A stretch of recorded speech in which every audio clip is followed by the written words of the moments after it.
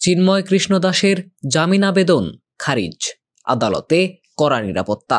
জাতীয় পতাকা অবমাননার অভিযোগে রাষ্ট্রদ্রোহ মামলায় গ্রেপ্তার সম্মিলিত সনাতনী জাগরণ জোটের মুখপাত্র চিন্ময় কৃষ্ণ দাস ব্রহ্মচারীর জামিন আবেদন খারিজ করেছেন চট্টগ্রাম মহানগর দায়রা জজ মোহাম্মদ সাইফুল ইসলাম। গত 2 জানুয়ারি সকাল 11টায় এই শুনানি অনুষ্ঠিত হয়। চিন্ময়ের পক্ষে 11 জন আইনজীবী যুক্তি উপস্থাপন করেন। তারা দাবি করেন, ষড়যন্ত্রমূলকভাবে চিন্ময়কে মামলায় জড়ানো হয়েছে এবং তিনি সম্পূর্ণ নির্দোষ। তবে রাষ্ট্রপক্ষ থেকে জামিনের বিরোধিতা করা হয়। উভয় পক্ষের বক্তব্য শুনে আদালত জামিন আবেদন খারিজ করেন। শুনানির দিন সকাল থেকেই আদালত চত্বরে ছিল কঠোর নিরাপত্তা ব্যবস্থা।